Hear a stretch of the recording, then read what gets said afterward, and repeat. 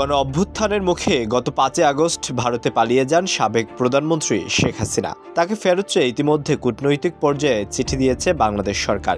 তবে শেখ হাসিনাকে বাংলাদেশ আদৌ ফেরত পাবে কিনা তা নিয়ে প্রতিবেদন প্রকাশ করেছে ভারতীয় সংবাদ মাধ্যম ইকোনমিক টাইমস। প্রতিবেদনটিতে বলা হয়েছে, বাংলাদেশের অন্তর্বর্তীকালীন সরকারের আনুষ্ঠানিক অনুরোধ থাকা সত্ত্বেও আওয়ামী লীগের সভাপতি ও সাবেক প্রধানমন্ত্রী শেখ হাসিনাকে ফেরত দেবে না ভারত। ওই প্রতিবেদনে আরও জানানো হয়েছে, ভূ রাজনৈতিক কারণ বিবেচনায় তারা হাসিনাকে ফেরত দেবে না। ভারত তার ঘনিষ্ঠ মিত্র শেখ হাসিনাকে বিসর্জন দেবে না। ভারত মনে করে এই প্রত্যাবর্তনে রাজি হলে প্রতিবেশী মিত্রদের কাছে ভুল বার্তা পৌঁছাবে।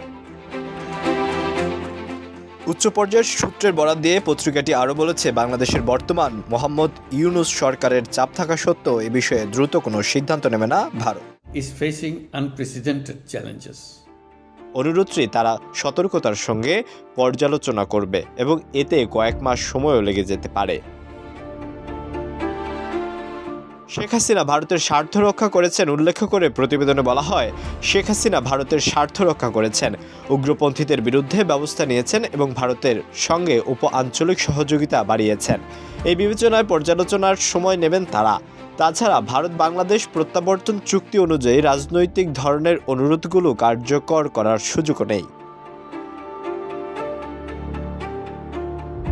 সূত্রগুলো মনে করে, বর্তমান পরিস্থিতিতে যদি শেখ হাসিনা বাংলাদেশে ফেরেন তাহলে তার জন্য একটি অনিশ্চিত ও ঝুঁকিপূর্ণ পরিস্থিতি তৈরি হতে পারে, যার কারণে রাজনৈতিক বিশ্লেষকদের মতে ইস্যুটি জটিল এবং সময় সাপেক্ষ বলে বিবেচিত হচ্ছে।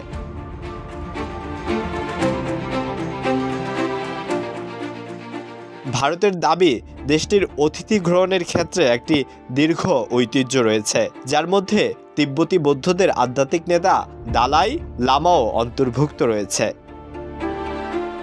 আলোয়ান খান, ঢাকা প্রকাশ।